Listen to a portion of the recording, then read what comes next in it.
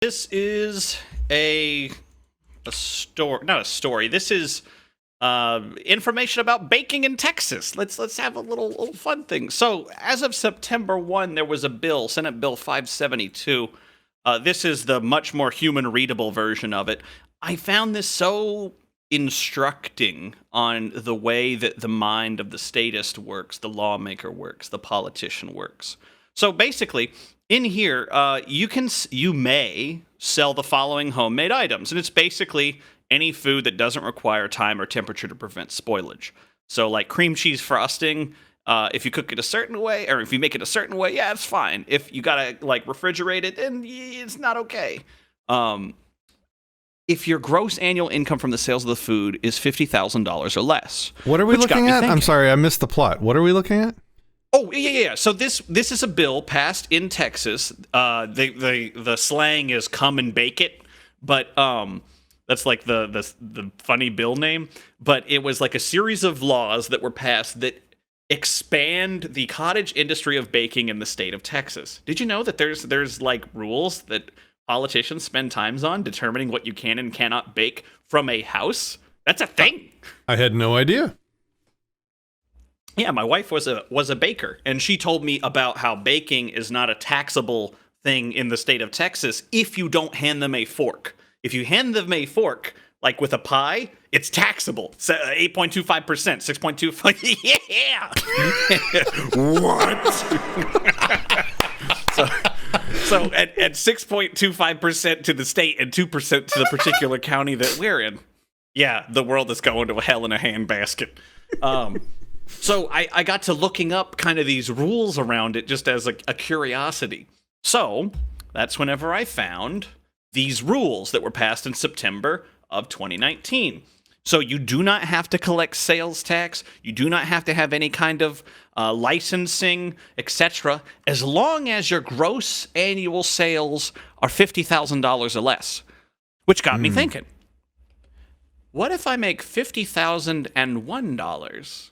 When is that when the morality switches, or is it at the penny? Like, because at some point there's a fine associated with this, and it goes on to contradict itself even more.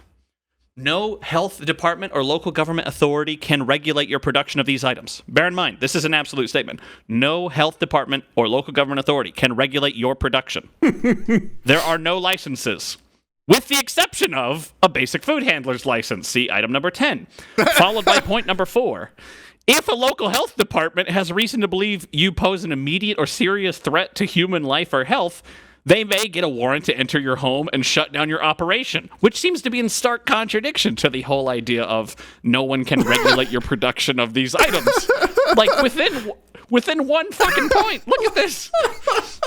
Okay. Oh. Now, you may sell your food directly to consumers anywhere in Texas. Local ordinances apply because this is a Texas thing. Okay, I get that. They're just saying that your rules may be different depending on the sub-warlord that controls your particular neck of the woods.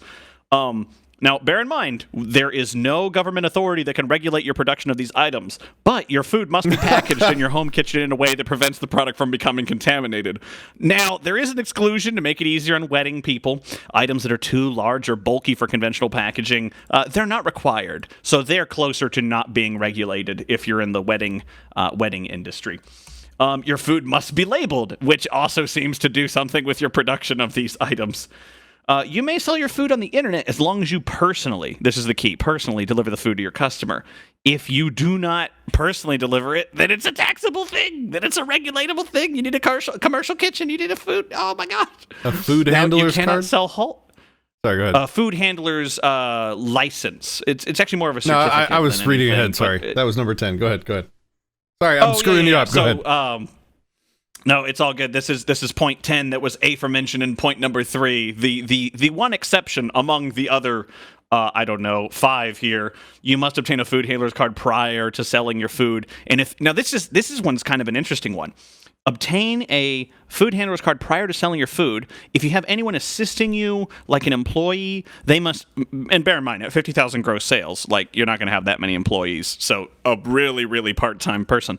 They must also obtain a card if at any time they'll be unsupervised. So if they're supervised, it's okay. If they're unsupervised, it's not okay, but it doesn't include members of your household. All right, we're bringing back the child labor. Let's go. Come on, let's make some cookies and make some money. So anyway, and it goes on and on and on, and the actual bill is so much more draconian as far as the way that it's formatted and whatnot. It's hard to read. The language is very not English. It's very lawyer. But this got me thinking, how do people draw the line from what is moral, okay, ethical, immoral, not okay, unethical? And I think the question that people ought to be asking themselves and others is, how do you determine that? So, like, whenever it comes to the conversation you had earlier, it's like, well, how do you know that something is a good evidence? Well, how do you know that something, whenever that comes to the census taker, how do you know that you have to, what did they say? They said it's required. It's required and it'll be real easy. Yeah. So how do you know that it's required? Well, I would assume if they followed that train of logic, they say, well, it's a law. Okay, well, how does the law become a law? And they go through a complex thing. And it eventually, at some point, it boils down to, because that guy said so. Sorry, not you, Patrick. Let me point the other way. That guy over there said so.